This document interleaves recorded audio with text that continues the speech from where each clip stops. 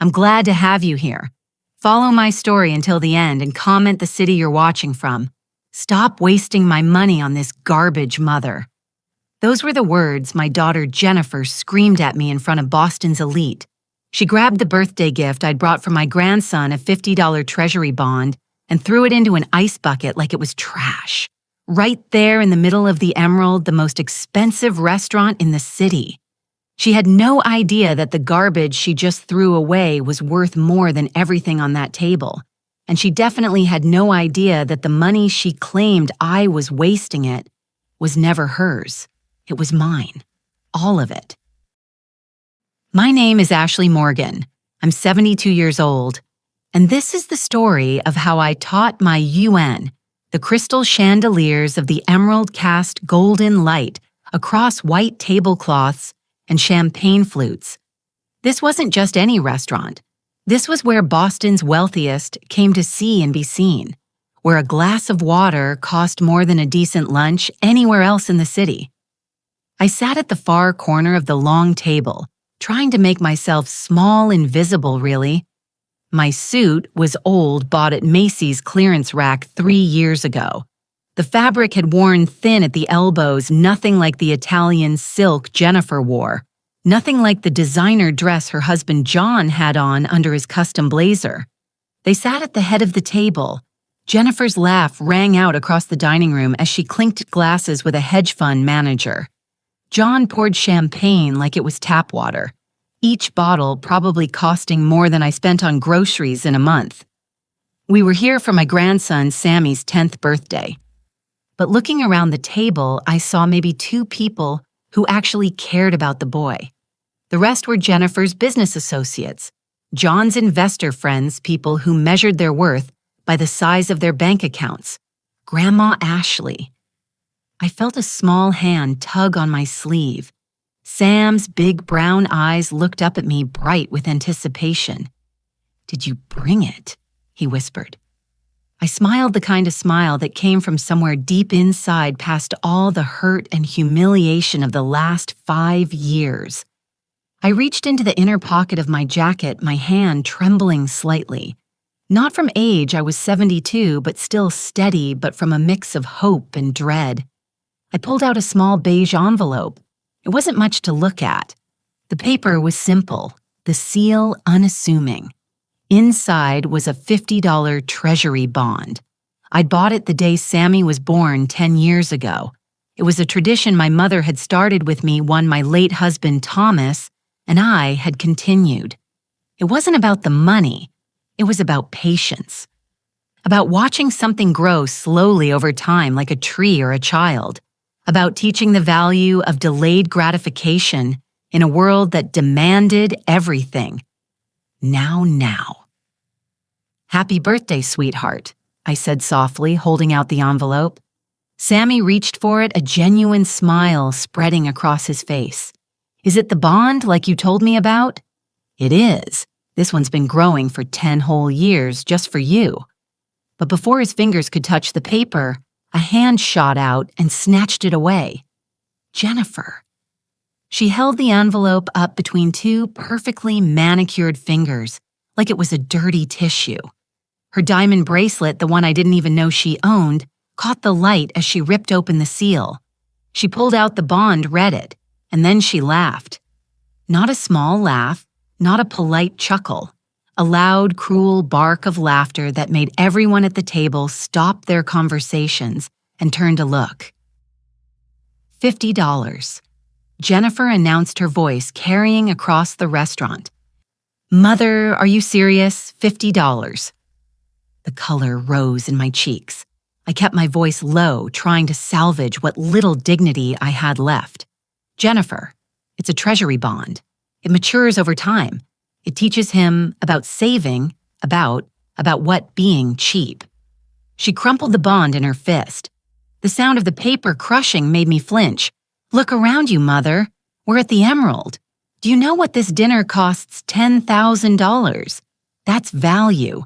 You giving my son this scrap of paper, that's not a gift. That's an insult." I glanced at Sammy. His face had gone red.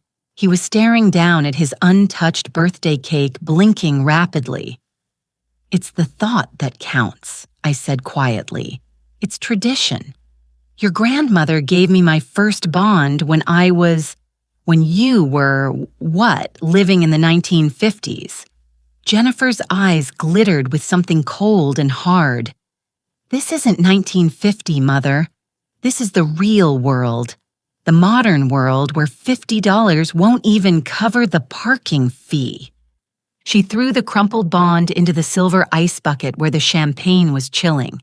It landed with a soft splash, sinking between bottles that cost more than my monthly rent. "Stop wasting my money on this garbage," she hissed. The words hit me like a slap. My money. As if every dollar in her account, every asset in her name had come from her own sweat and blood.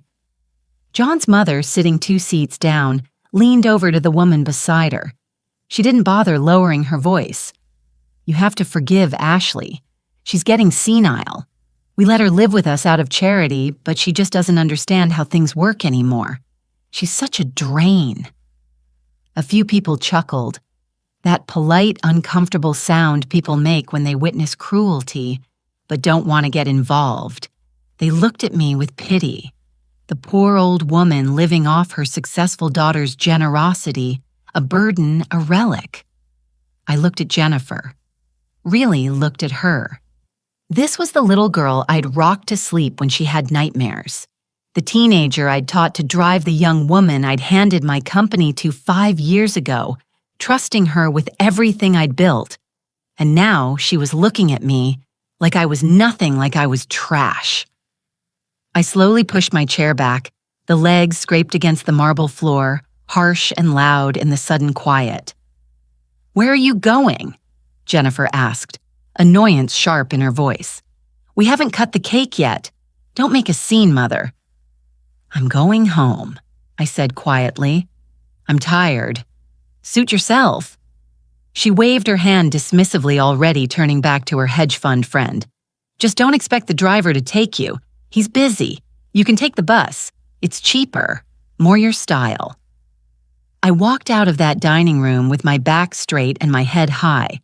I could feel their eyes on me, could hear the whispers starting up again as soon as I passed. I walked past the Matt who looked at my worn shoes with barely concealed disdain. Past the valet who didn't even glance my way. I walked out into the cool Boston night, the October air biting through my thin jacket. But I didn't go to the bus stop.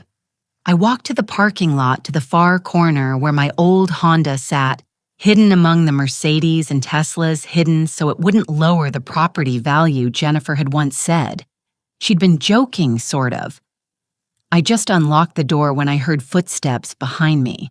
For one foolish, hopeful second, I thought maybe it was Jennifer. Maybe she'd realized she'd gone too far. Maybe the daughter I'd raised was still in there somewhere beneath the designer clothes and the cruelty.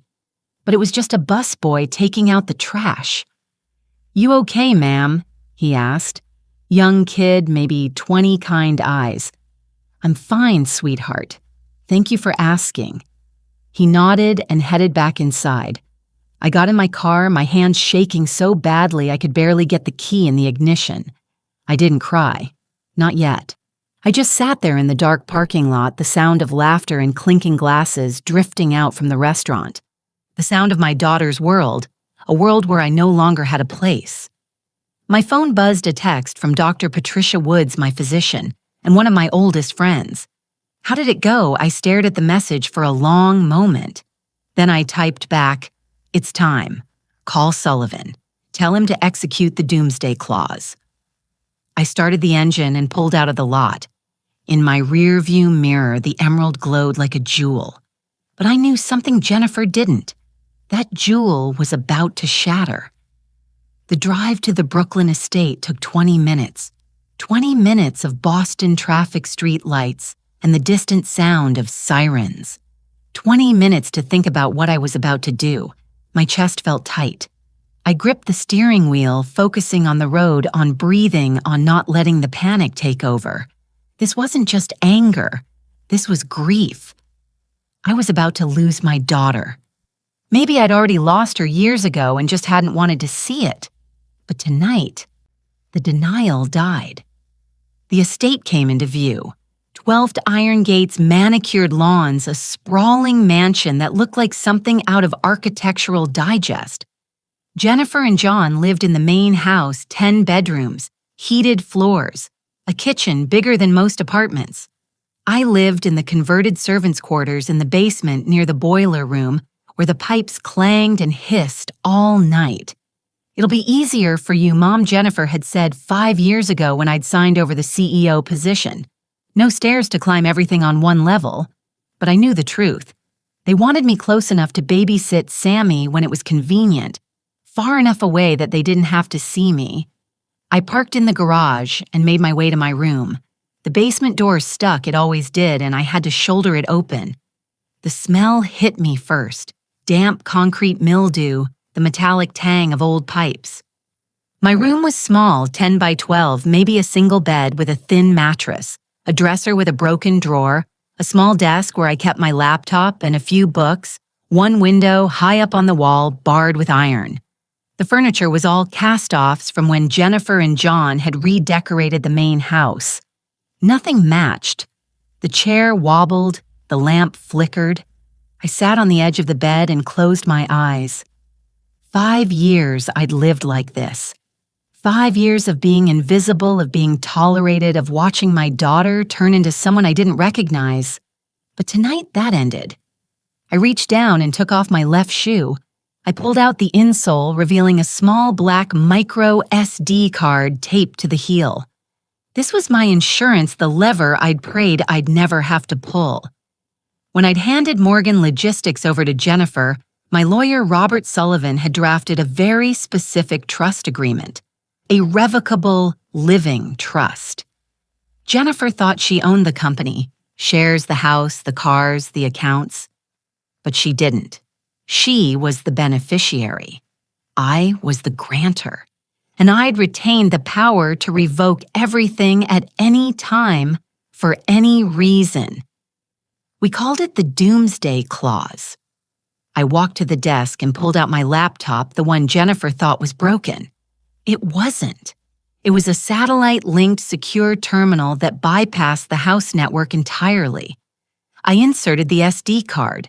The screen glowed blue. I typed in a sequence of numbers passwords I'd memorized years ago. Then I reached into the hollowed-out book on my shelf, a copy of Pride and Prejudice, and pulled out a burner phone. I dialed a number I hadn't called in 5 years. It rang once. Yes. Robert Sullivan's growly voice answered. He was awake. I knew he would be. Sullivan never slept much. It's Ashley. A pause. Then is it time? It's time, Robert. Jennifer crossed the line tonight. She humiliated me. She hurt Sammy. And she told me to stop wasting her money. I heard the click of a lighter on the other end, the exhale of cigar smoke. Sullivan's thinking sound. What are your instructions? Ashley? I stared at the framed photo on my desk. Thomas and me on our wedding day 50 years ago.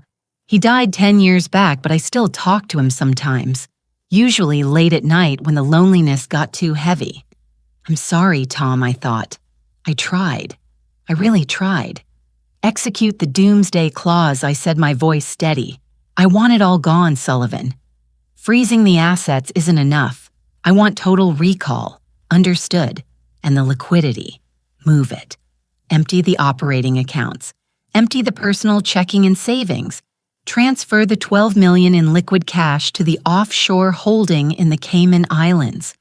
Leave her with nothing but the change in her pockets. And the house. The house belongs to the trust eviction notice immediately. Very well.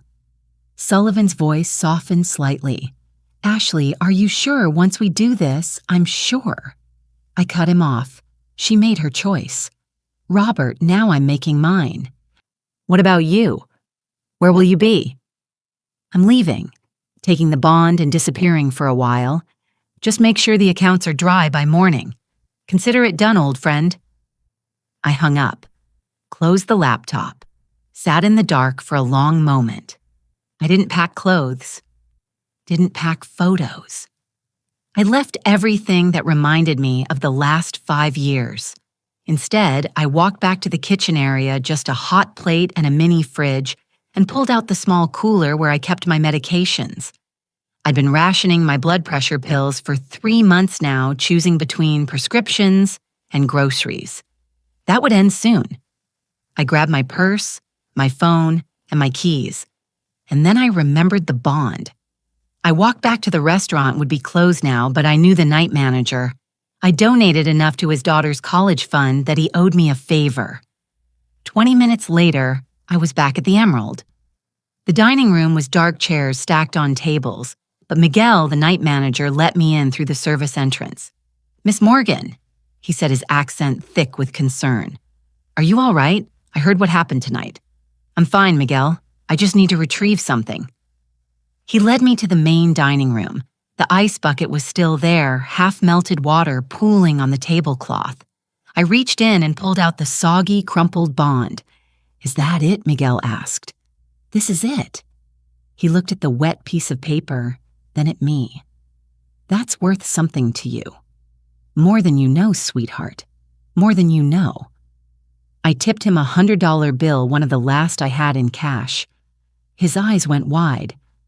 "Miss Morgan, I can't take it, Miguel, and remember the value of something isn't always written on paper."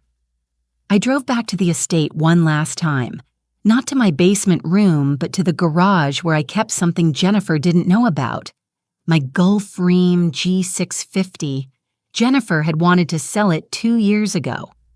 "Too old," she'd said. "We need the newer model, but the jet was in my name. Personally, not the company's." She couldn't touch it. I'd kept it maintained, kept it fueled, kept the pilot on retainer just in case. Tonight was just in case. I took the bond back to my room and carefully smoothed it out on the desk. The water had stained it, wrinkled the edges, but it was still valid. I placed it in the center of my pillow. Then I took a piece of paper and a pen and I wrote, "You said it was your money, Jennifer. You were wrong. It was never your money.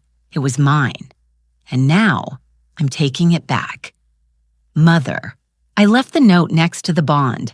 I walked out of the basement door and into the night, past the garage with its collection of luxury cars, past the pool where Jennifer threw her lavish parties, past the gardens I'd once tended myself before my knees got bad. I walked through the gate and didn't look back.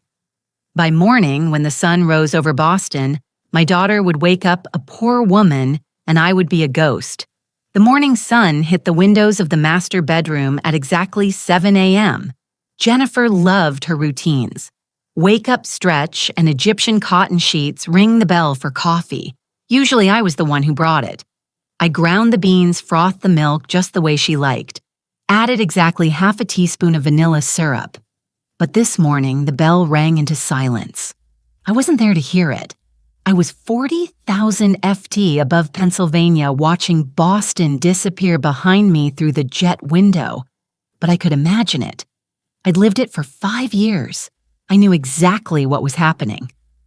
Jennifer woke to her alarm, the same alarm that had been chirping at her for 20 years.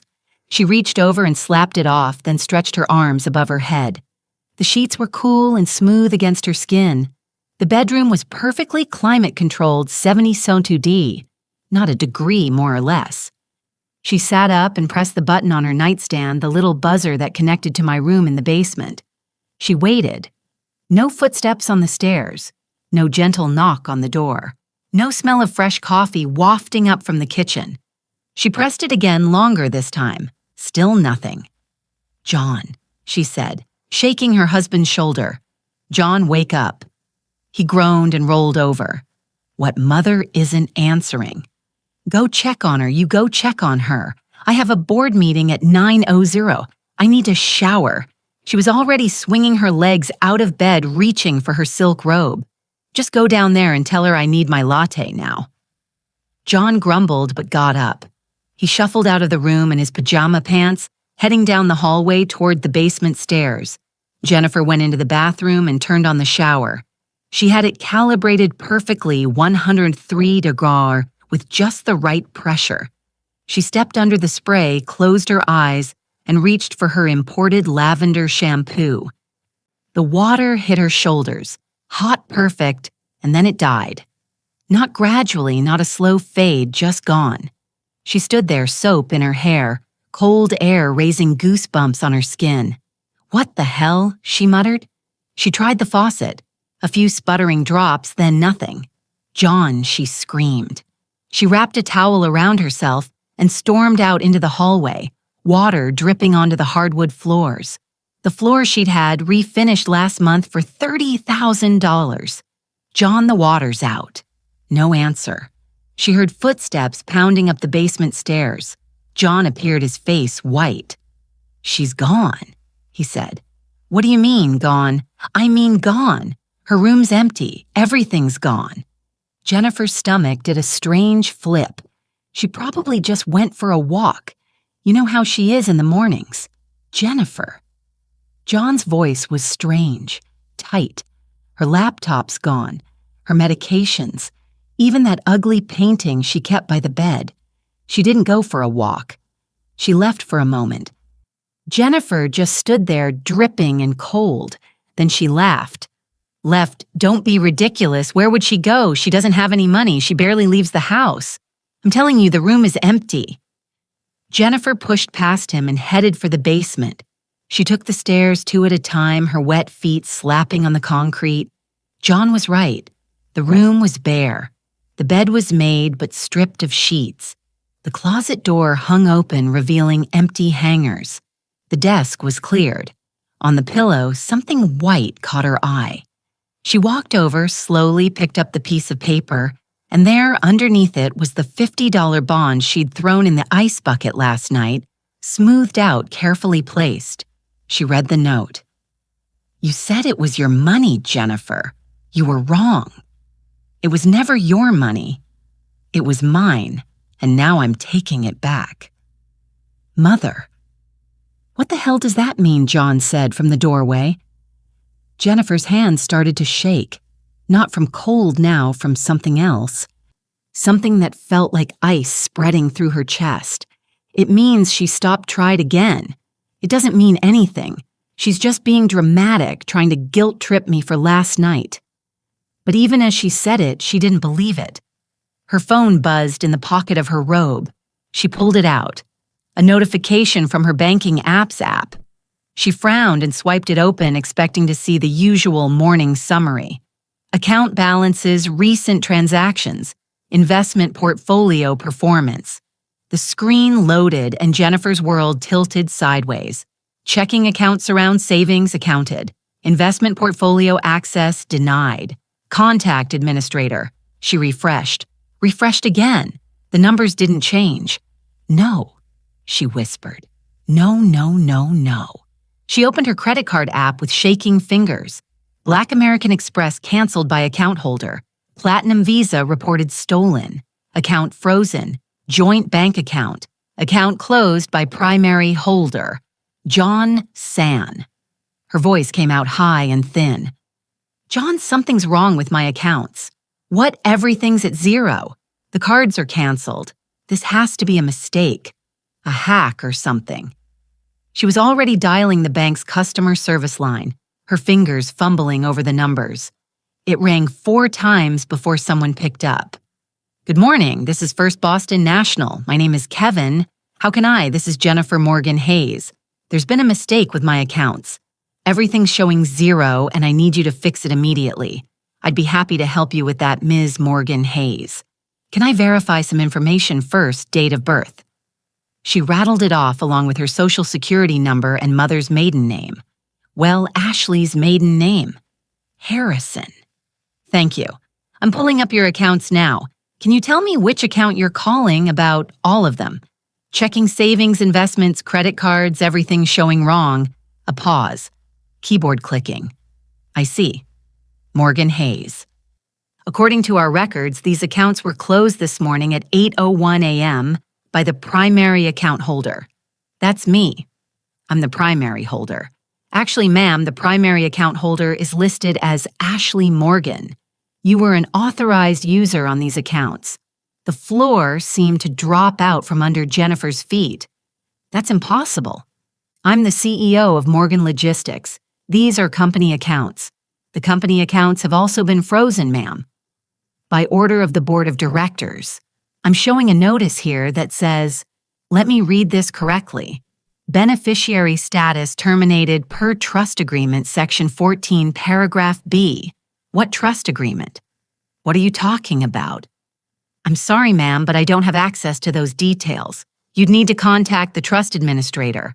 The name listed here is Robert Sullivan of Sullivan and Moore. Jennifer ended the call. She stood there in her dead mother's empty room in her wet towel holding a dead phone and a $50 bond. And then the lights went out, not just in the basement, the whole house. She heard John swear from upstairs, heard something crash. The utilities were in the trust's name, too. Jennifer's knees gave out. She sat down hard on the bare mattress. What did she do? She whispered to the empty room. What the hell did she do? I watched it all from my laptop screen. The security cameras in the house were on a separate system, one Jennifer didn't even know existed. I watched her face go white as she read the bank statement. I watched her collapse on my bed, my prison bed, as the lights went dark, and I felt nothing. No, that was a lie. I felt everything. Rage and grief and guilt and satisfaction, all churning together in my chest until I thought I might be sick. Dr. Patricia Wood sat beside me in the jet, her hand on my shoulder. You did the right thing, Ashley, she said quietly. Then why does it hurt so much? Because she's still your daughter and you're still her mother. That doesn't change just because you had to choose yourself for once. I closed the laptop. I couldn't watch anymore. What happens now? I asked. Patricia squeezed my shoulder. Now we land in New York. Now you rest. Now you remember that you're not just a mother, you're Ashley Morgan. You built an empire, and you just took it back. I leaned back in the leather seat and closed my eyes. Outside the window, America scrolled by beneath us. Cities and farmland, rivers and highways. A whole country that had no idea that in a basement in Brooklyn, Massachusetts, a dynasty had just fallen. And in the sky above it, a 72-year-old woman was flying toward freedom. The game had just begun. Jennifer sat in the dark for a long time. She wasn't sure how long could have been 10 minutes, could have been an hour. Time felt strange without the hum of electricity, without the LED clocks, without the background noise of a house that was always on, always running, always consuming power like it consumed everything else. She heard John moving around upstairs, the sound of drawers opening and closing, the rustle of clothing. Finally, she stood up. Her towel had fallen off at some point. She was naked in her mother's room in the dark.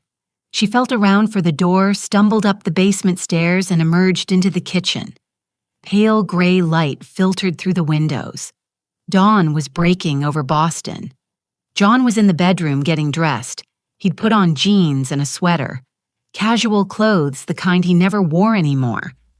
I'm going to the office, he said without looking at her. The office, John. We need to figure out what's... There's nothing to figure out, Jennifer. He pulled on his shoes.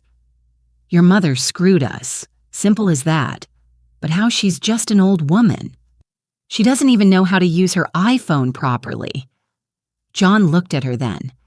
Really looked at her. And something in his eyes made her go cold all over again. Is that what you thought? He asked quietly. That she was just some doddering old lady who needed us to take care of her. Well, she lived in the basement. She needed us. She chose to live in the basement because we put her there. He shook his head. Jesus, Jennifer. She built Morgan Logistics from one truck. One truck. She turned it into a multi-million-dollar company, and you thought she was stupid. I never said you treated her like she was stupid. You treated her like garbage. And now she's gone, and you're surprised she took her money with her.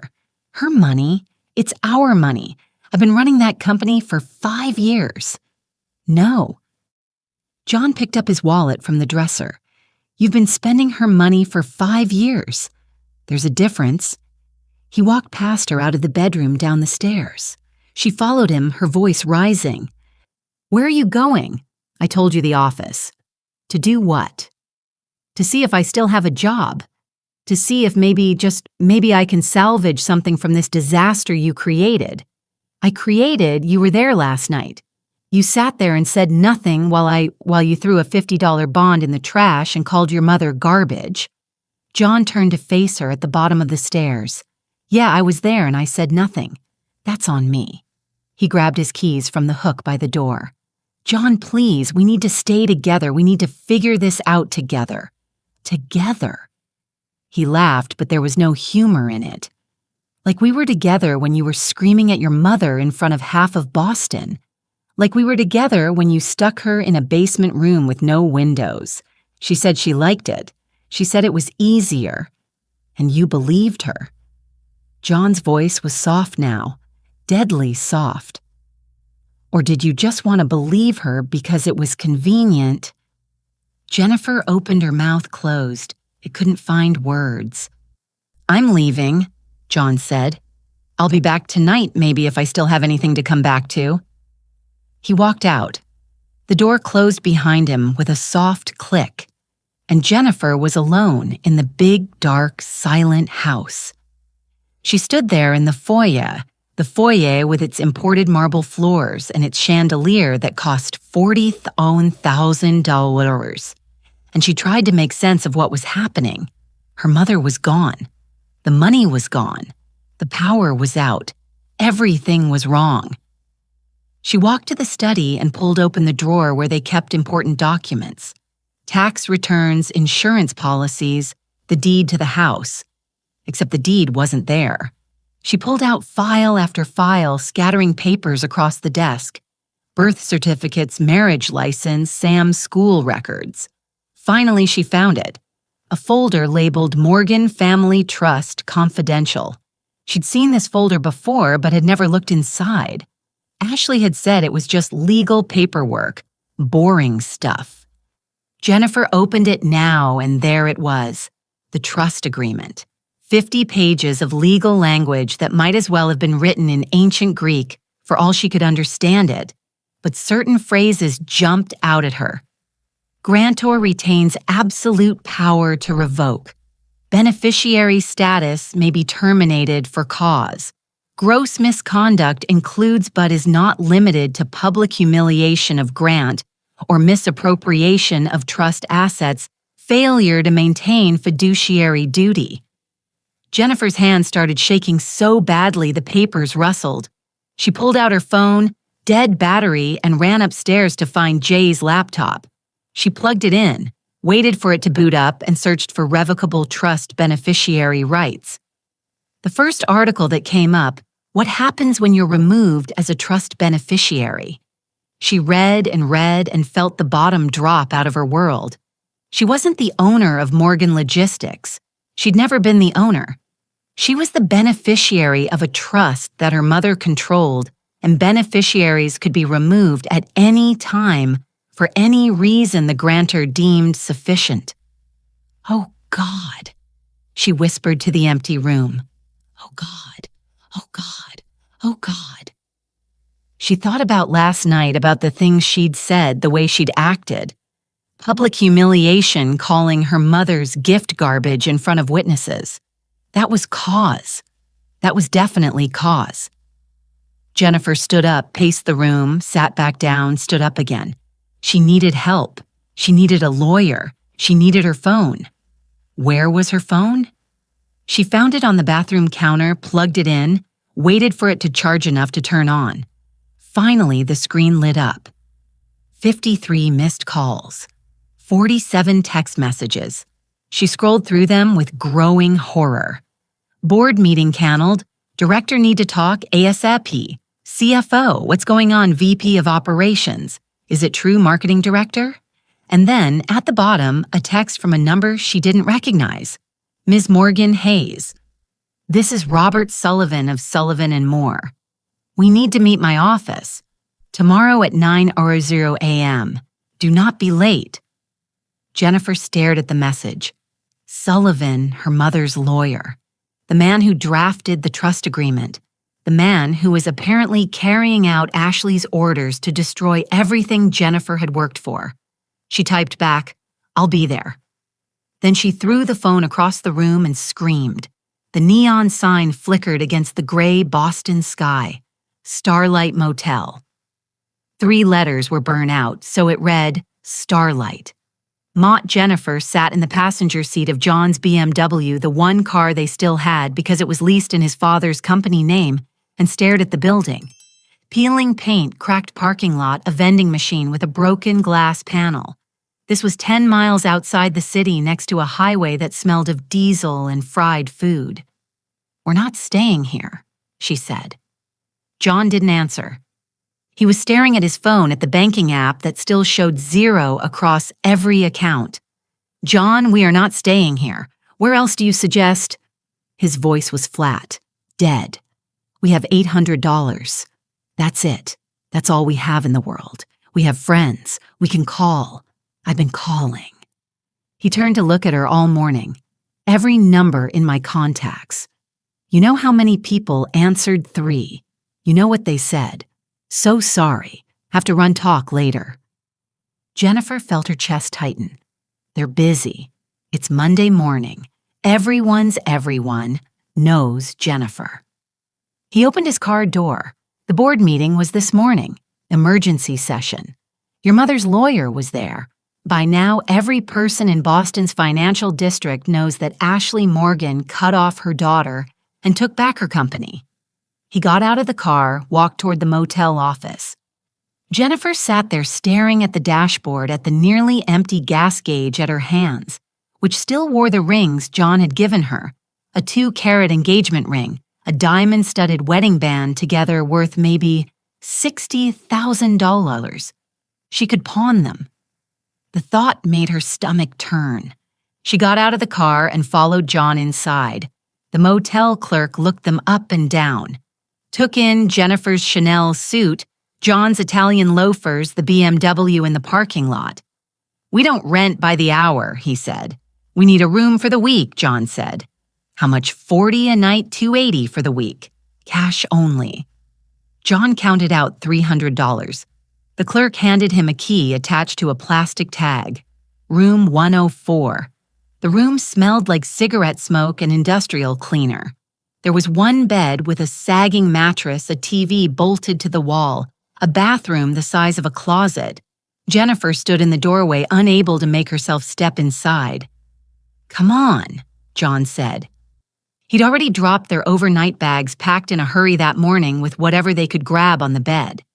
This is temporary, Jennifer said. Just until we figure out what to do. Right, temporary. But they both knew better. Jennifer finally stepped inside, sat on the edge of the bed. The spring squeaked.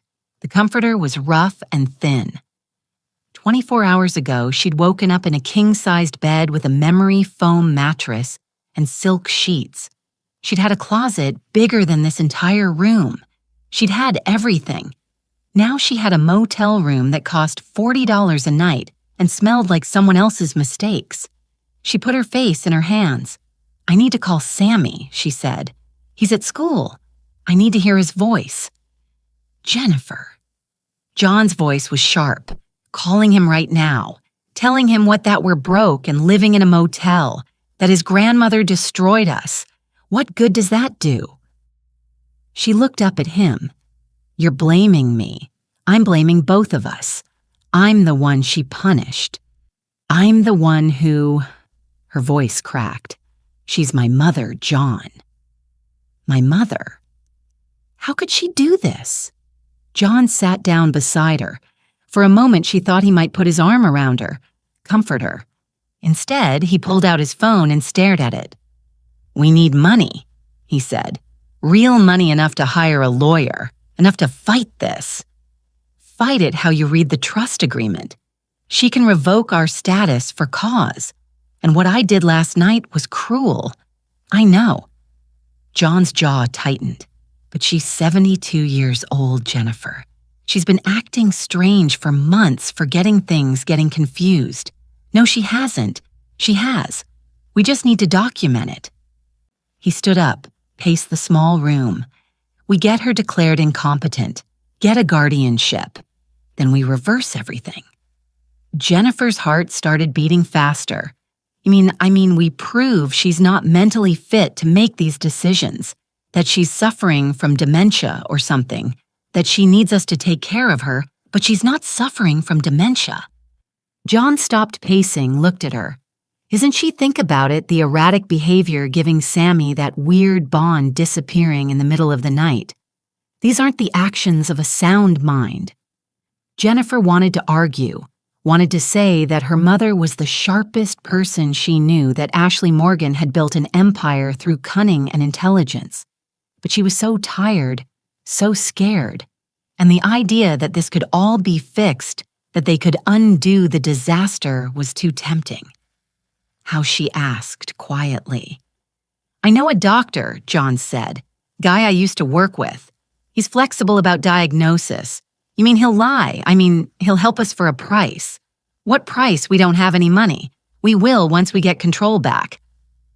John knelt down in front of her, took her hands. Jennifer, listen to me. We can fix this. We can get everything back.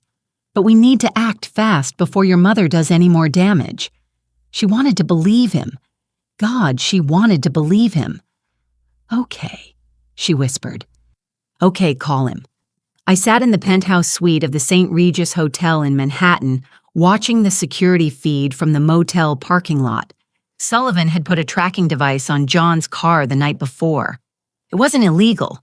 The car was leased through a company I had partial ownership in. Everything was above board, legal but not kind. I watched Jennifer get out of the BMW, watched her stand there staring at the motel like it was a prison, and I felt my chest tighten. Turn it off, Dr. Patricia Wood said from behind me. I need to see. You need to rest. Patricia took the laptop from my hands and closed it. Ashley, you haven't slept in 36 hours. Your blood pressure is through the roof. If you don't take care of yourself, you won't live long enough to see this through. I'm fine. You're not fine. You had a panic attack on the plane. Your hands are shaking, and you nearly passed out this morning. I looked down at my hands. She was right. They were trembling. I gave her everything, Patricia, I said quietly. Everything I had, and it still wasn't enough. You gave her things, money opportunities. Patricia sat down beside me on the couch. But you weren't there, Ash. You were building the company. You were making deals. I was being a bad mother. The words hurt to say. I know. I was absent. I missed her childhood. You were building her future. I was building an empire. There's a difference. I leaned back, closed my eyes. She's right to hate me, Patricia. I just wish she'd hated me to my face instead of taking my money and treating me like trash. Patricia was quiet for a long moment. Then do you want to stop? I opened my eyes. What all of this? Do you want to stop? Call Sullivan. Tell him to restore the accounts. Bring Jennifer back into the fold. Did I thought about the basement room. The 5 years of being invisible. The look on Jennifer's face when she threw that bond in the ice bucket. No, I said I don't want to stop, but I want to feel worse about it than I do. You feel terrible. I can see it. Not terrible enough. My phone buzzed. A text from Sullivan. Jennifer just contacted Dr. Vincent Russo, disgraced psychiatrist known for fraudulent diagnosis. She's planning something. I showed the message to Patricia. She's going to try to have you declared incompetent. Patricia said, I know Ashley. If she succeeds, she won't because I'm going to give her exactly what she wants. I stood up, walked to the window. Manhattan stretched out below me, all steel and glass and ambition. I'm going to let her find me. Let her think she's caught me. And then I'm going to show her what happens when you hunt a tiger. What are you planning?" I smiled. It wasn't a nice smile. "Justice, Patricia, I'm planning justice." Jennifer sat across from Dr. Vincent Russo in his office, a converted storefront between a nail salon and a check cashing place. The man was maybe 60 with thinning hair in a cheap suit that smelled like cigarettes. His medical license was framed on the wall, but she could see where it had been laminated and reaminated, probably revoked and reinstated more than once. So Russo said, leaning back in his chair, "You want me to evaluate your mother?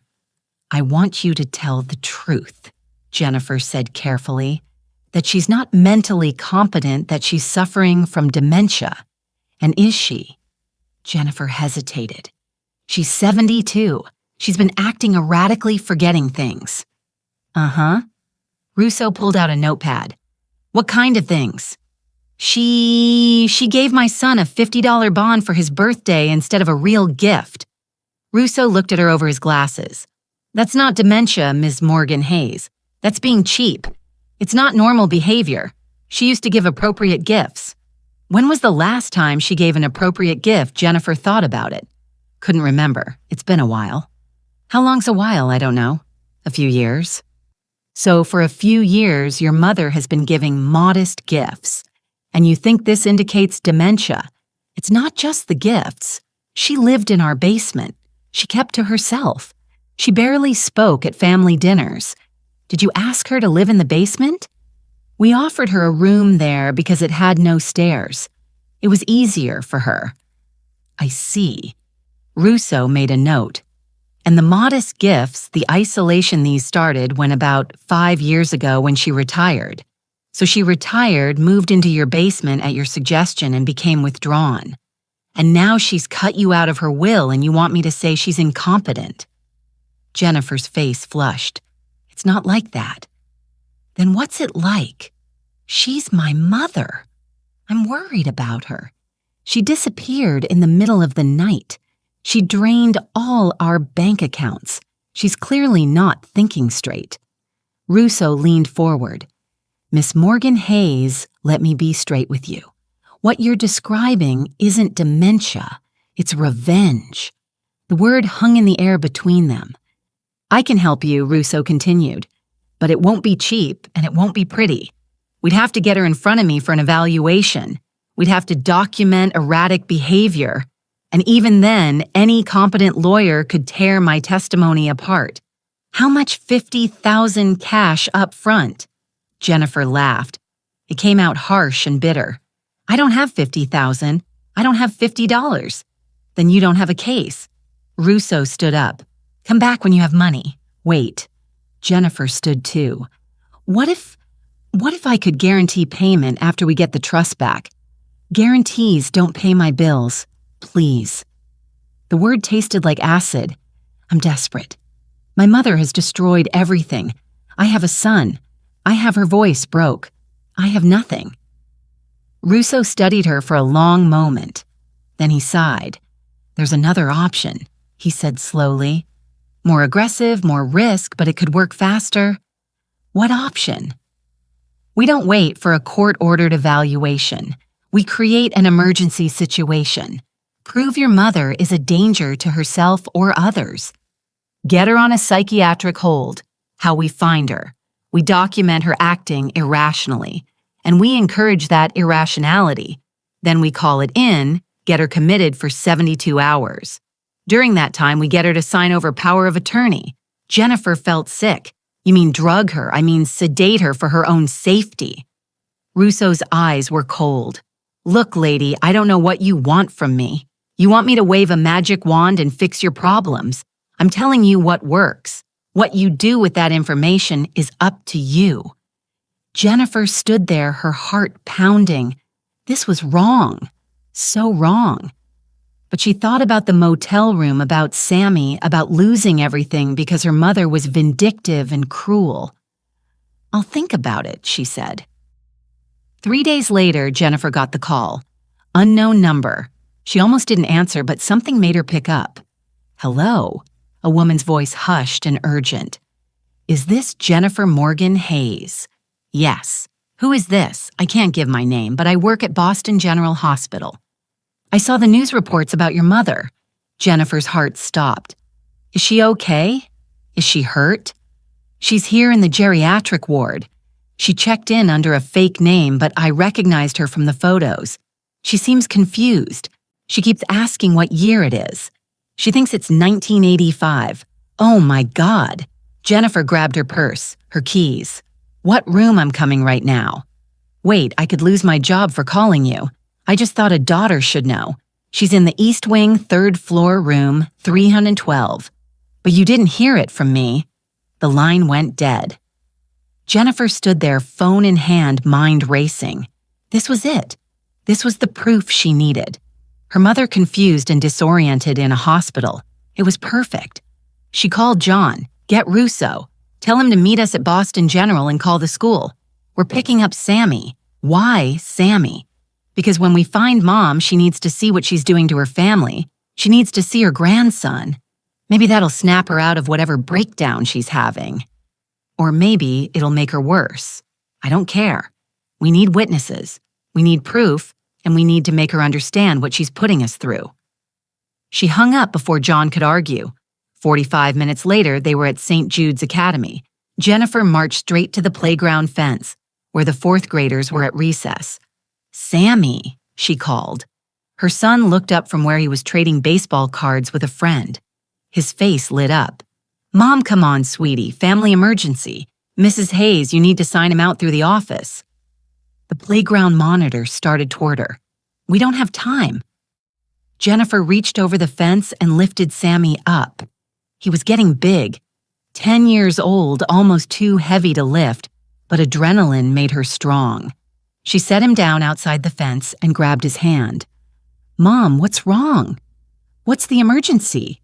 Grandma Ashley is sick. We need to go see her. They got to the car where John was waiting. Russo in the back seat with his medical bag. Sammy climbed in, looked at the stranger. Who's he? That's Dr. Russo. He's going to help Grandma. Is she okay? Jennifer met John's eyes in the rearview mirror, saw her own desperation reflected there. She will be, Jennifer said. She will be once we get her the help she needs. I sat in the hospital administrator's office watching the security feed of the main entrance. Dr. Patricia Wood stood beside me, her face pale. Ashley, this is insane. You're using yourself as bait. I'm using their greed as bait. I corrected. There's a difference. What if it goes wrong? What if that doctor actually tries to drug you? Then the 6 police officers in the cafeteria will arrest him along with my daughter. I kept my eyes on the screen. Patricia, I know what I'm doing. Do you? She grabbed my shoulder, forced me to look at her. Because from where I'm sitting, you're playing a very dangerous game with your own freedom. I've been playing it safe for 5 years. Look where that got me. I turned back to the screen. Jennifer needs to learn that actions have consequences, and I need to know. My voice caught. I need to know if there's anything left of my daughter worth saving. What if there isn't? Then at least I'll know. A car pulled up to the entrance. John's BMW. They're here, Sam. I said I watched Jennifer get out, watched her pull Sammy from the back seat, watched a man I assumed was Dr. Russo emerge carrying a black medical bag. My grandson looked confused, scared, and that's when I saw it. Jennifer grabbed Sam's arm roughly hard enough that he flinched. She leaned down and said something to him. He started crying. What is she doing? Patricia whispered. I zoomed in the camera. Jennifer was coaching him, telling him what to say. And when he didn't respond the way she wanted, she squeezed harder. I could see the marks forming on his arm, red crescent where her nails dug in. No, I breathed. No, Jennifer, don't. But she did. She pinched him hard. Sam's face crumpled. Real tears now. Not the fake ones Jennifer wanted. Real pain. And Jennifer pulled out her phone and started recording. Grandma Ashley. Sammy sobbed into the camera. Please come home. I'm scared, please. I felt something break inside my chest. Something that had been cracking for days finally shattered completely. That's it. I said my voice was ice. Patricia, call the police. Tell them to move in the moment Jennifer and Russo enter the building and call Child Protective Services. I want Sammy removed from their custody immediately. Ashley. She heard him. She heard him to manipulate me. I stood up, my whole body shaking. She crossed a line she doesn't even know exists. I walked to the door. Where are you going? Patricia asked. To end this. Jennifer walked through the automatic doors of Boston General Hospital, pulling Sammy by the hand. John followed with Dr. Russo trailing behind like a shadow. Her heart was pounding. This was it. This was the moment everything turned around. They'd find Ashley confused and disoriented. Russo would document her condition. They'd get her committed on a psych hold. And in 72 hours, Jennifer would have power of attorney. Everything would go back to normal. She approached the reception desk. I'm looking for my mother, Ashley Morgan. She was admitted to the geriatric ward. The receptionist looked at her computer, frowned. I don't see anyone by that name. She might have checked in under a different name. She's confused. That's why we're here. Ma'am, I can't give you patient information if I got a call from one of your staff. She said my mother was in room 312 East Wing. The receptionist's frown deepened. Room 312 is in the solarium, not the geriatric ward, and it's not a patient room. Just tell me where it is. 3rd floor, take the elevator to the right. But ma'am, I really should. Jennifer was already moving. She dragged Sammy toward the elevators, John and Russo hurrying to keep up. Mom, you're hurting my hand. Sammy whimpered. Shh, not now. They crowded into the elevator. Jennifer pressed the button for the 3rd floor. The door slid closed. And in that small metal box, Jennifer felt the first flutter of doubt. This was too easy. The anonymous call, the exact room number, the unlocked doors. John, she said slowly, what if? But the elevator dinged. 3rd floor, the doors opened. They stepped out into a bright plant-filled corridor. Signs pointed toward the carium. Jennifer followed them, her doubt growing with each step. The solarium doors were glass. She could see inside, see the wheelchair by the window, a blanket-wrapped figure sitting motionless. That's her, she whispered. She pushed through the doors. The room was beautiful, full of plants and sunshine. Large windows overlooking the Boston skyline, and in the center, facing away from them, the wheelchair. Mother! Jennifer called out. Her voice echoed in the empty space. No response. She walked closer. Mother, it's Jennifer. We've come to take you home. Still nothing. Russo stepped forward, pulling a syringe from his bag. Miss Morgan, I'm Dr. Russo. I'm here to help. Just stay calm. He approached the wheelchair from behind. Jennifer pulled Sammy forward. Look, Mom. Sammy's here. Your grandson. Sammy was crying softly. I want to go home. In a minute, baby. First, we need to help Grandma. Russo reached for the figure in the wheelchair, grabbed the shoulder, started to turn it around, and the doors behind them burst open. Police dropped the weapon. Everything happened at once. Jennifer spun around, saw 8 officers in tactical gear flooding into the room, saw their weapons drawn. Russo dropped the syringe. It hit the floor and shattered clear liquid spreading across the tile, and the wheelchair spun around. But it wasn't Ashley.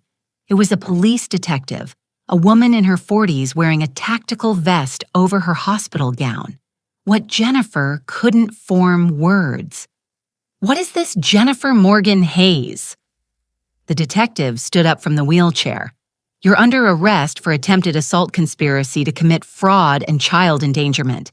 Child endangerment, I'm his mother.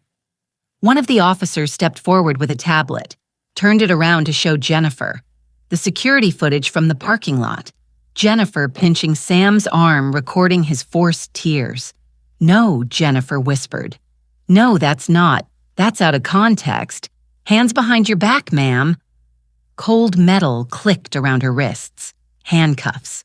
John was already cuffed, being read his rights. Russo was on his knees, hands on his head. And Sammy, a woman in civilian clothes, a CPS badge around her neck, was lifting him up, carrying him away from the chaos. "Mama," he screamed. "Mama, Sammy, baby, it's okay. You have the right to remain silent." The words washed over Jennifer like static. She couldn't think, couldn't breathe. This was wrong. This was all wrong. And then she heard it. Footsteps. Slow, measured, confident. She turned her head.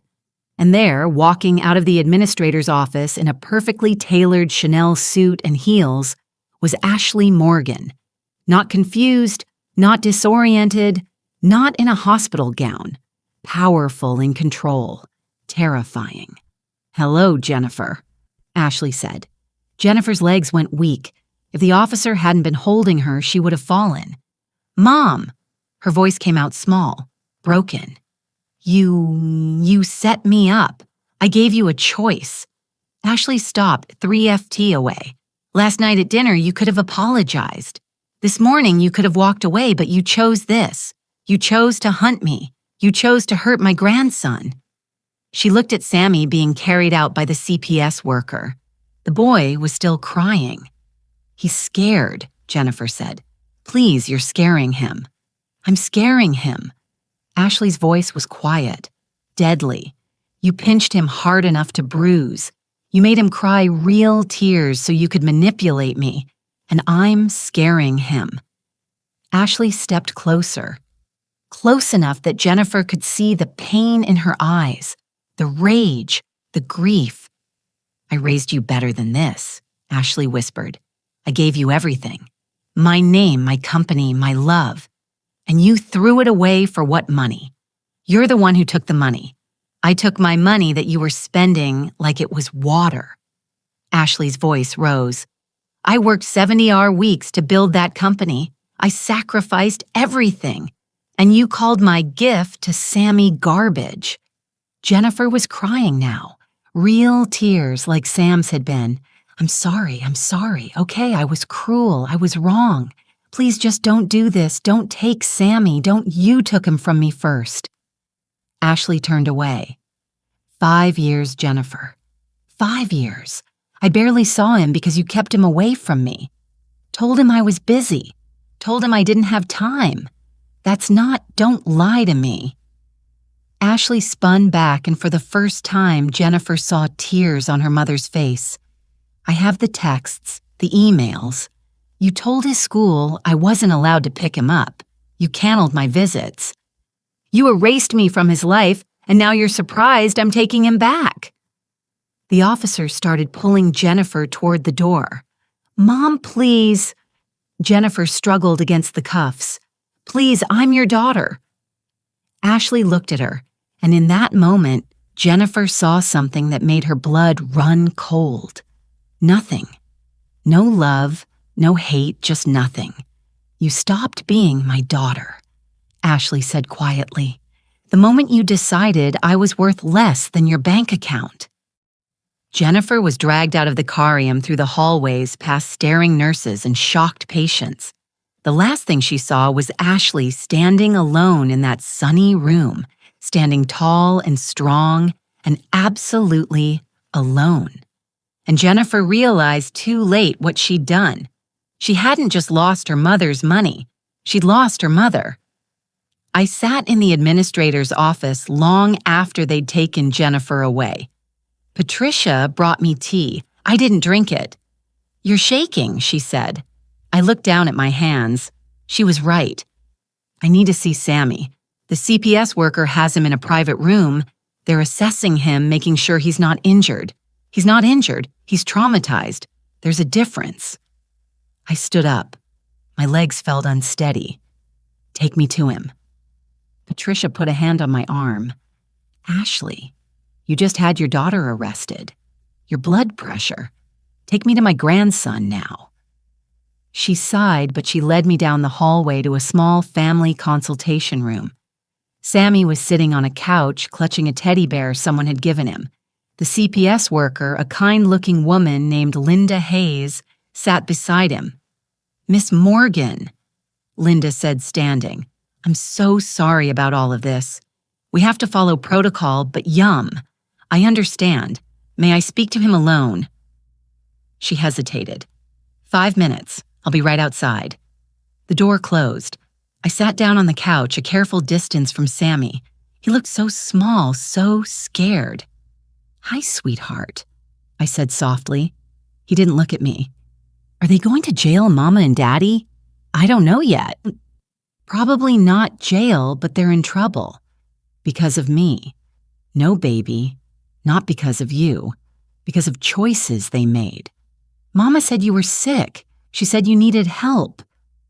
I felt my throat tighten. "Do I look sick to you?" He finally looked at me. Those big brown eyes, so much like his grandfather Thomas's. "No," he whispered. "You look mad." "I am mad, but not at you. Never at you." "Are you mad at Mama I thought about lying? Thought about making it easier for him, but I'd spent too many years lying. To Jennifer, to myself." "Yes," I said. Said, "I'm very mad at your Mama. She did some things that hurt people. That hurt you." Sammy touched his arm where Jennifer had pinched him. "It doesn't hurt now." "Good. That's good." We sat in silence for a moment. Then Sammy said very quietly, "Where am I going to live?" And there it was, the question I'd been dreading. "Would you like to live with me?" I asked. "Just for a little while until your parents get things sorted out." "In the basement?" The words hit me like a punch. "No, sweetheart, not in the basement. I have a different house now with a big yard and a swing set and your own room with whatever decorations you want. Even dinosaurs, especially dinosaurs." He thought about it then. "Okay, but can we visit Mama?" "Of course we can, even though she's in trouble, because that's what families do. We don't give up on each other even when things are hard." Sammy leaned against me. I put my arm around him, felt his small body shake with silent sobs. "I'm sorry about your birthday present," I whispered. "The bond." "Mama threw it away." "I know, but you got it back. I saw it in your room." I did get it back because some things are worth keeping even when other people think they're garbage. Like me. My heart broke all over again, especially like you. I held my grandson and let him cry, let myself cry too. Outside the window, Boston continued on, people rushing to work, traffic humming. The world turning like nothing had changed, but everything had changed. I'd won the battle, taken back my power, destroyed my daughter's world, and all it cost me was my family. Was it worth it? Ask me again in 10 years, when Sammy's 20, when he's grown into the kind of man who values character over cash, then maybe I'll have an answer. The fluorescent lights buzzed overhead. Jennifer sat on a metal bench in the holding cell, still wearing her Chanel suit. It was wrinkled, now stained with coffee from when the arresting officer had stopped at Dunkin' Donuts. 24 hours ago, she'd been drinking champagne at the Emerald.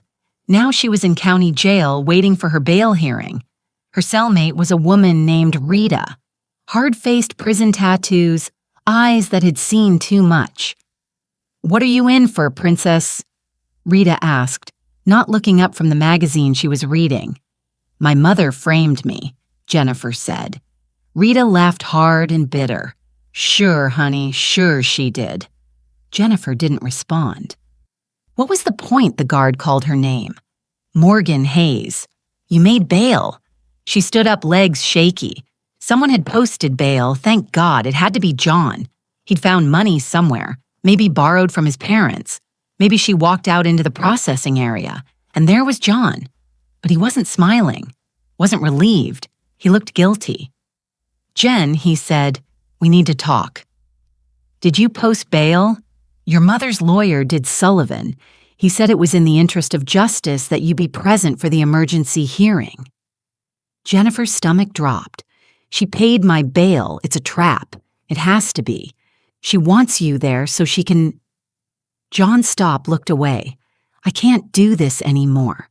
Can't do what this us fighting your mother, losing everything. He ran his hand through his hair, the hair she'd always loved because it was thick and dark and made him look like a movie star. My lawyer says if I cooperate, I might avoid prison time. The words took a moment to sink in.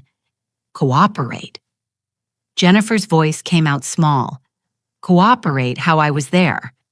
Jen at the restaurant. At the hospital, I have recordings photos. I can testify about the plan to drug your mother. You were part of that plan. I know and I'm sorry, but I have to save myself. I have to. His voice cracked. My parents cut me off when I married you. Remember, I have nothing. No family money, no trust fund. If I go to prison, I lose everything. You already lost everything we both did. No. John shook his head. You lost everything. I still have a chance. Jennifer felt something cold spreading through her chest like ice water in her veins. You're going to testify against me. I have to. I'm your wife. You were my wife when you had money. The words came out harsh, mean. I didn't marry you for love, Jennifer. I married you because you were Ashley Morgan's daughter, because you came with a company in a mansion in a future. You said you loved me. I loved your lifestyle. There's a difference. He started backing toward the door. My lawyer's waiting. I'm sorry. I really am. But you understand, right? I have to survive. John, please. Goodbye, Jennifer. He walked out, and Jennifer stood there in the county jail, processing area in her stained Chanel suit, watching her husband abandon her. She started laughing. It wasn't a happy laugh. It was the laugh of someone whose mind was cracking under the weight of too much loss. The guard looked at her with concern. Ma'am, you okay? I'm fine, Jennifer gasped between laughs. I'm perfect. My mother destroyed me. My husband betrayed me, and I'm facing prison time. Everything's wonderful. The laughing turned to crying, and then she couldn't tell the difference anymore. Family Court, Suffolk County. Tuesday morning, 9:00 a.m. Jennifer sat at the defendant's table with a court-appointed lawyer, a tired-looking man named Marcus Reeves, who'd introduced himself 5 minutes before the hearing started. Just be honest, he told her. Show remorse. Hope for the best. Across the aisle, Ashley sat with Robert Sullivan. She wore a navy blue suit pearls. Her gray hair was styled perfectly. She looked like money and power and everything Jennifer had lost. Their eyes met. Jennifer looked away first. Judge Margaret Holland entered. Everyone stood. Be seated. The judge said she was maybe 60, with steel gray hair and eyes that looked like they'd seen every excuse in the book. We're here for an emergency hearing regarding custody of the minor child, Samuel Hayes, age 10. Additionally, we're addressing preliminary motions in the criminal case against Jennifer Morgan Hayes and John Hayes. She looked at Jennifer over her reading glasses. Ms. Morgan Hayes, you're represented by Mr. Reeves today. Yes, Your Honor. And you understand that anything said here can be used against you in the criminal proceeding. I understand. Very well, Mr. Sullivan. You're representing the petitioner, Ashley Morgan. Sullivan stood. That's correct, Your Honor. And what is Ms. Morgan petitioning for emergency custody of her grandson, Sammy Hayes? Temporary removal of parental rights from Jennifer Morgan Hayes and John Hayes pending the outcome of criminal proceedings. And he paused. A formal finding that the defendants are unfit parents. Jennifer felt the words like a slap. That's a serious petition. Judge Holland said, It's a serious situation, Your Honor. Sullivan pulled out a tablet. We have video evidence of Ms. Morgan Hayes physically abusing the child to coerce him into making a false statement. We have testimony from hospital staff. We have recordings of the defendants conspiring to commit fraud and elderly abuse. I'd like to hear from Ms. Morgan Hayes first, the judge said. Before we get into evidence, Ms. Morgan Hayes, would you like to testify? Marcus Reeves leaned over. You don't have to, but Jennifer stood up. I'd like to speak, Your Honor. Approach the stand. Jennifer walked to the witness box on shaking legs. She was sworn in, sat down. Judge Holland looked at her. Tell me what happened. Jennifer took a breath. Where did she even start, I love my mother? She said. Her voice cracked. I've always loved her. But she was never there growing up. I mean, she was always working, building Morgan Logistics. She'd leave before I woke up, come home after I went to bed. I was raised by nannies. Ashley's face showed no emotion. She just sat there, hands folded. Go on, the judge said. I tried so hard to make her proud. I got straight A's. I went to Harvard Business School like she did. I learned the company inside and out. And 5 years ago, she gave me the CEO position. That sounds like she was proud of you. I thought so too. I thought finally she saw me. She valued me. Jennifer wiped her eyes. But then she moved into the basement. She made herself invisible. And I let her. I was so busy running the company, being successful, proving I could do it, that you forgot to be her daughter. The words hung in the air. Yes, Jennifer whispered. I forgot to be her daughter. I treated her like she was in the way, like she was a burden. In the incident at the restaurant, Jennifer closed her eyes. I was cruel. I humiliated her in front of everyone. She brought my son a $50 bond, a thoughtful gift, something meaningful, and I threw it in the trash and called it garbage. Why? Because I was embarrassed. Because my business associates were there. Because I wanted them to see me as powerful and successful, not as the daughter of an old woman giving cheap gifts. Judge Holland leaned forward. And after your mother cut you off financially, what did you do? Then I panicked. We had nothing. No money, no home, nothing. So she stopped, looked at Ashley. I tried to hurt her. I tried to have her declared incompetent so I could take it all back. And your son, the video where you injured him, Jennifer's hands were shaking. I told myself I was desperate, that I needed leverage, that my mother would see Sammy crying and come running and everything would go back to normal. But you hurt him to get those tears. Yes. The word came out as a sob. Yes, I hurt him. My own son. And I can't take it back. She was crying now. Real tears. The kind that came from somewhere deep and broken inside. Your Honor, my client has shown genuine remorse. Marcus started, but Jennifer cut him off. I don't deserve mercy. I don't deserve my son. My mother is right. I'm unfit. The courtroom went silent. Judge Holland studied her for a long moment. Then she said, Miss Morgan, would you like to respond? Ashley stood slowly. She didn't look at Jennifer. I walked to the witness stand with my heart hammering in my chest. This was it. The moment I'd been building toward, the moment I'd been dreading. I was sworn in, sat down, looked at the judge, not at Jennifer. Miss Morgan, Judge Holland said, You've heard your daughter's testimony. What would you like to say? Jennifer is right, I said. My voice was steady, calm. Years of boardroom negotiations had taught me how to hide my emotions. I was absent. I worked 70, 80-hour weeks. I missed birthdays and school plays and parent-teacher conferences. I was building an empire, but I was failing as a mother. Jennifer looked up, surprised. I thought I was doing the right thing, I continued. I thought providing for her, giving her opportunities, building her a future. I thought that was love. But she needed me there. She needed a mother, not a CEO. So you accept responsibility for the relationship breakdown. Partially, yes, I took a breath. But Jennifer made choices too. She chose cruelty over kindness. She chose money over family. And she chose to hurt my grandson. Tell me about the custody petition. Sammy is the only innocent person in this mess. He deserves better than parents who use him as a pawn. He deserves stability, safety, love. And you think you can provide that I know I can because I've learned from my mistakes with Jennifer. I won't make them again. Judge Holland nodded. Mr. Sullivan mentioned additional evidence, something about the trust structure. This was it. Sullivan stood up.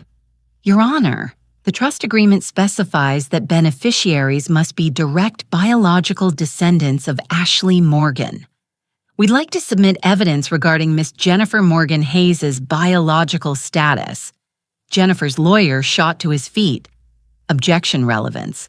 This is a custody hearing, not a paternity. It's relevant to the fraud charges, Sullivan said smoothly. Ms. Morgan Hayes has been representing herself as Ashley Morgan's biological daughter in legal heir. If that's false, it's not false. Jennifer stood up. She's my mother. She raised me. Judge Holland banged her gavel. Ms. Morgan Hayes, sit down. Mr. Sullivan. What evidence do you have? Sullivan handed her a manila envelope. This is a DNA test conducted 45 years ago. It's been sealed since 1980. Miss Morgan is prepared to explain its contents. The judge opened the envelope, read the document inside. Her eyebrows went up. Ms. Morgan, is this accurate? I felt my throat tighten. Yes, Your Honor. You'd like to present this to the court. I'd like to give it to Jennifer first. The judge handed the document to the bailiff. Give this to the defendant. Jennifer took the paper with shaking hands, started reading. I watched her face, watched the moment she understood. No, she whispered. No, this is a lie. It's not a lie, Jennifer, I said quietly. She looked up at me. Probability of maternity, 0%. What does this mean? It means I'm not your biological mother. The courtroom erupted. Jennifer's lawyer was shouting. The gallery was buzzing. Judge Holland was banging her gavel, but all I could see was Jennifer's face, white, shocked, broken. Your Honor, I said, raising my voice to be heard. May I explain? Order. Order. The judge got the room under control. Yes, Ms. Morgan, please explain. I looked at Jennifer, really looked at her. 45 years ago, I began. I was married to Thomas Morgan, your father. We were young. I was 27, building the company, working constantly. Thomas felt neglected. Jennifer was staring at me like I was a stranger. He had an affair with a woman named Caroline Brooks. She was a tennis instructor at our club in the Hamptons. The affair lasted 6 months and then Caroline got pregnant. No, Jennifer said, but her voice had no force behind it. Thomas confessed to me, begged for forgiveness. Caroline didn't want the baby. She had career ambitions of her own. She was going to terminate the pregnancy or give the baby up for adoption. I felt tears starting, fought them back. Thomas was devastated. He couldn't bear the thought of his child going to strangers. So I made a decision. You're lying, Jennifer said. You're lying to hurt me. I'm telling you the truth. Finally, I pulled out another document. This is Caroline's affidavit. She's willing to testify. She gave birth to you in July 1980. She handed you to me in the hospital and I took you home and raised you as my own. Jennifer's hands were shaking so hard the papers rustled. No one knew I continued. We faked a pregnancy. I wore padding. I limited public appearances. When you were born, I was listed as the mother on your birth certificate. And from that moment on, you were mine. Why Jennifer's voice broke? Why would you do that? Because Thomas was my husband. Because I loved him despite what he'd done. And because I wanted you. I leaned forward. I held you when you were hours old, Jennifer. I changed your diapers. I stayed up with you when you had nightmares. I taught you to ride a bike. You were my daughter in every way that mattered, except biology. Biology is just DNA. It's not love. It's not sacrifice. It's not 45 years of being your mother. Jennifer stood up. Then why tell me? Why destroy my life and then tell me I'm not even your real daughter? Because you need to understand what you lost. My voice hardened. You didn't just lose money, Jennifer. You lost a mother who chose you, who raised you when she didn't have to, who gave you everything she had. You gave me things. I gave you me.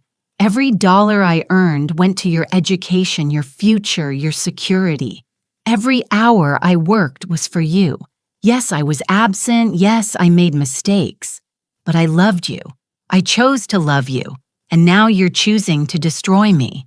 No, I shook my head. You destroyed yourself when you threw that bond in the trash. When you called me garbage when you hurt Sammy, you made those choices, not me. Sullivan stepped forward. Your Honor, there's a legal implication here.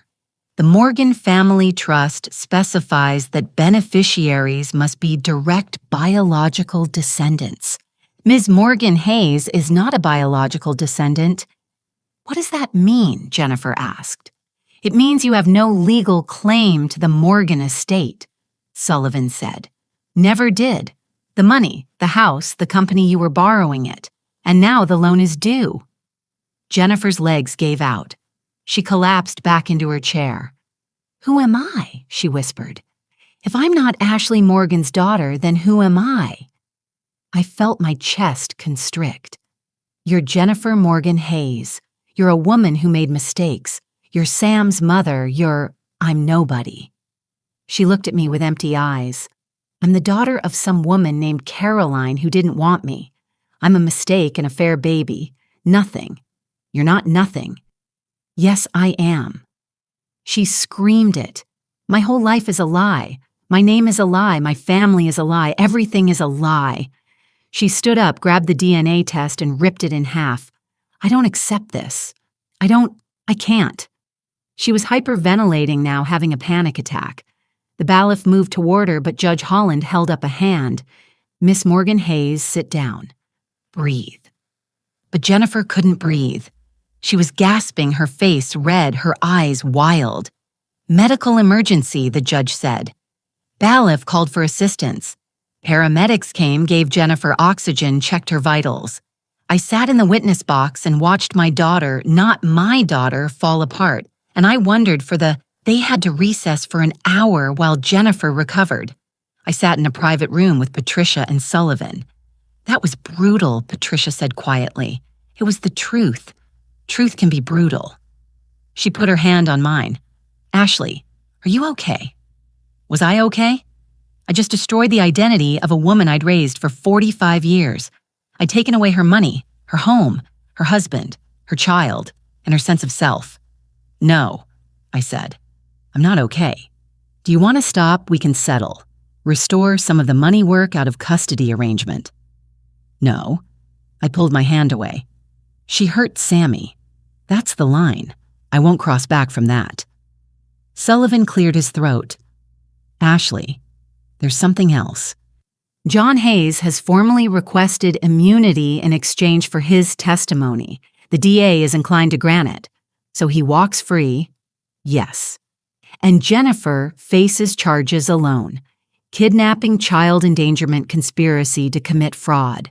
She's looking at 8 to 10 years. 8 to 10 years. My daughter would be 53 when she got out. I closed my eyes. What have I done? You've protected your grandson, Sullivan said. You've enforced consequences for serious crimes. I've destroyed my family. Patricia squeezed my shoulder. Your family destroyed itself, Ashley. You just stopped pretending everything was fine. The hearing reconvened. Jennifer was back at the defendant's table. Calmer now, medicated probably. Judge Holland looked at both sides. I've reviewed the evidence. I've heard testimony, and I'm prepared to rule. The courtroom went silent. First, regarding custody of Samuel Hayes, I'm granting temporary emergency custody to Ashley Morgan. The parents will be allowed supervised visitation only pending completion of court-ordered psychological evaluations. Jennifer didn't react, just sat there staring at nothing. Second, regarding the criminal charges, Mr. Hayes has been offered immunity in exchange for testimony. Miss Morgan Hayes, do you understand that your husband is cooperating with prosecutors? Yes, Jennifer said. Her voice was flat, dead. And do you wish to enter a plea at this time? Jennifer's lawyer whispered to her. She shook her head. Guilty, she said. I plead guilty to all charges. Her lawyer looked shocked. Ms. Morgan Hayes, I advise against. I'm guilty. I hurt my son. I tried to drug my mother. I'm guilty. Judge Holland studied her. This is a serious decision. Are you certain? I'm certain. I want it to be over. The judge nodded slowly. Very well. Sentencing will be scheduled for 30 days from now. Until then, you're remanded to custody. Bail is revoked. The bailiff stood to take Jennifer away. Jennifer looked at me one last time. Do you hate me? The question caught me off guard. Did I hate her? No. I said, I love you. That's why this hurts so much. If you loved me, you wouldn't have done this. If I didn't love you, I would have done it years ago. They took her away, back to county jail, back to a cell, and I sat there in the courtroom surrounded by lawyers and judges and the machinery of justice. I'd won, so why did it feel like losing? 30 days later, I sat in the gallery as Jennifer was sentenced. She'd been assigned a better lawyer, now a public defender named Sarah Kim, who actually seemed to care. Your Honor, Sarah said, my client has accepted full responsibility for her actions. She's expressed genuine remorse. She's a first-time offender. We respectfully request leniency. The prosecutor stood. The people appreciate the defendant's guilty plea. However, the crimes were serious. Child endangerment conspiracy, attempted assault on an elderly person. We recommend 8 years. Judge Holland looked at Jennifer. Do you have anything to say? Jennifer stood. She'd lost weight. Her face was gaunt. Her hair was pulled back in a simple ponytail. I'm sorry, she said. To my mother, to my son, to everyone I hurt. I have no excuses. I deserve whatever punishment you give me. She sat back down. The judge reviewed her notes. Jennifer Morgan Hayes, you are hereby sentenced to 8 years in the Massachusetts Correctional Institution at Framingham. You'll be eligible for parole in 5 years contingent on good behavior and completion of court-ordered therapy. 8 years. Jennifer didn't flinch, just nodded. They took her away in handcuffs. John was sentenced the same day, but because he'd cooperated, he got probation. 5 years probation. Mandatory community service anger management classes. He walked out of the courthouse, a free man. I watched him go. Watched him get into a car with a woman I didn't recognize. Young pretty, probably his next meal ticket. Some people never learn. Dr. Vincent Russo got 5 years, lost his medical license permanently. The media had a field day. Disgraced doctor and elderly abuse scheme. Mother versus daughter dynasty destroyed. Diane Carter from the Boston Globe wrote a piece that went viral. The Empress in the Air. How one family's greed led to its downfall. Half the comments blamed Jennifer, half blamed me. I stopped reading after the first day. I stood on the deck of my house in Cape Cod watching Sammy play in the yard. He'd adjusted better than I expected. Therapy helped. So did routine. So did knowing he was safe. Grandma Ashley, he called. Look, I caught a crab. I walked down to where he was crouched by the tide pool. Sure enough, a small green crab scuttled around in his bucket. That's wonderful, sweetheart. Now let him go back home, okay? His family's probably worried. Sammy carefully tipped the bucket. The crab skewered back into the water. Do you think Mama misses me? He asked. The question always came when I least expected it. I know she does. We're visiting her next week, remember?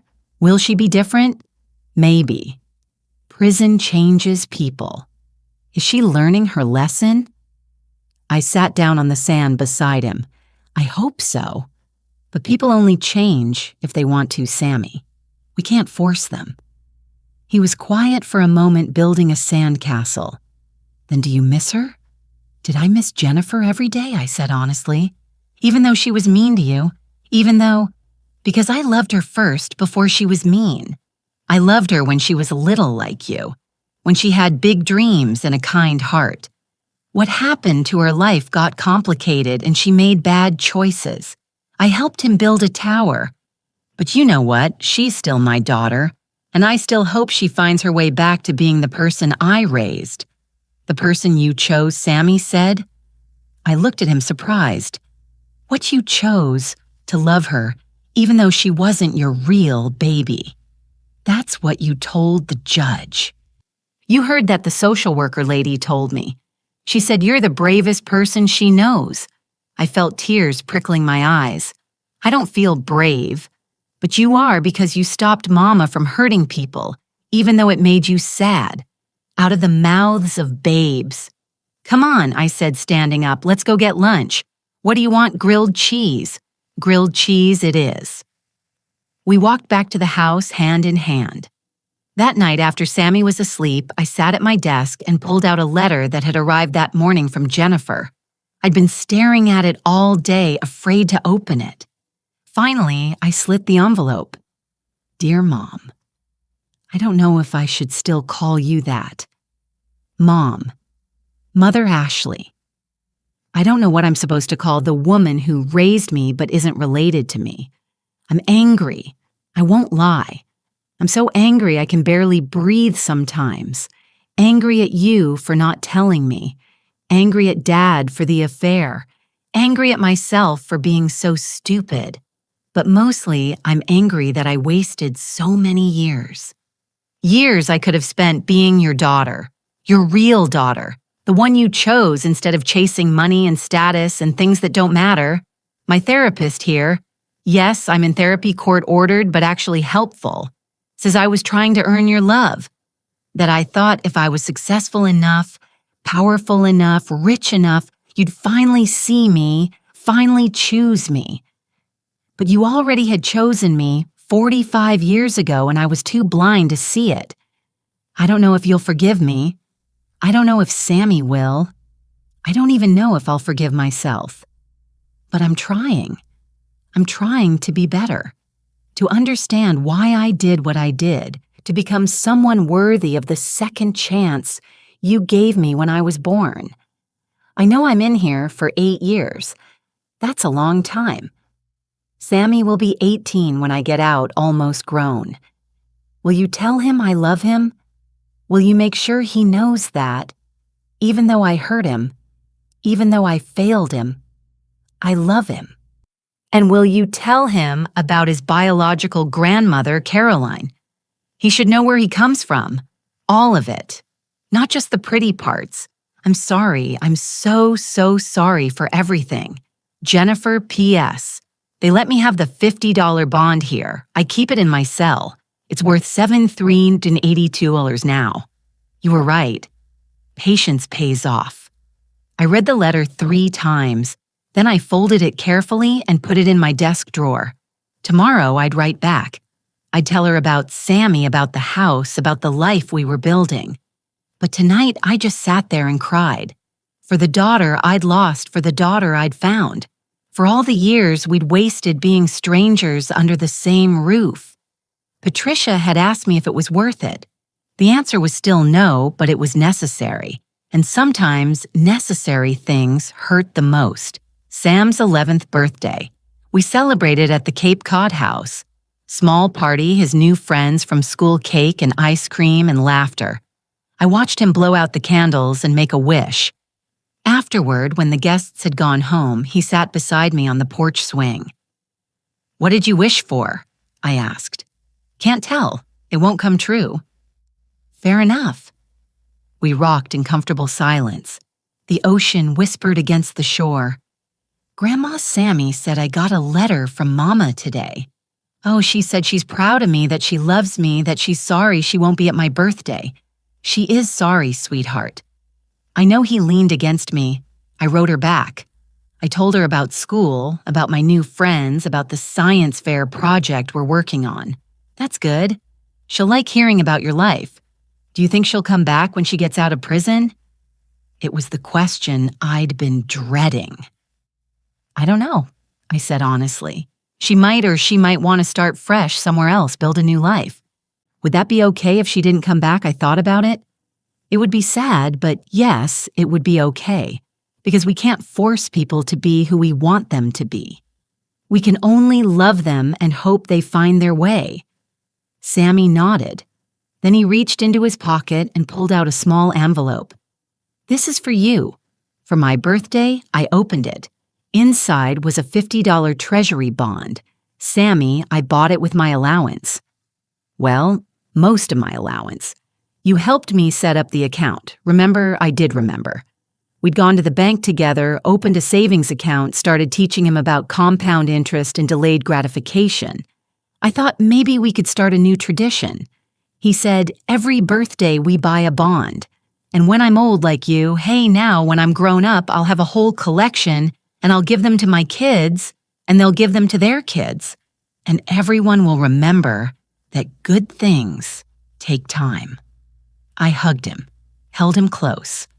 That's a beautiful tradition, Sammy. Do you think Mama would like it? I think your mama would love it. We sat together as the sun set over the Atlantic. The sky turned pink and gold and purple. The stars started appearing one by one. My phone buzzed. A text from the prison. Visitation request approved for next Saturday. 2 p.m. Jennifer Morgan Hayes, inmate number 48291. I showed Sammy. Want to go see your mom next weekend? He thought about it, then nodded. Yeah, I have a lot to tell her. Me too, sweetheart, me too. I built an empire to give my daughter everything, but I forgot to give her me. I won the war. I got justice. I protected my grandson, but I lost my daughter in the process. Was it worth it? Ask me again when Jennifer gets out, when she's had time to heal, when we've had time to rebuild what we broke. Ask me again when Sammy's grown, when he's a man who values character over cash, when he's someone who knows that the best things in life can't be bought. Then maybe I'll have an answer. For now, I have a grandson who loves me, a house by the ocean, and a $50 bond that reminds me every day patience pays off. Some things are worth the wait even if it takes a lifetime.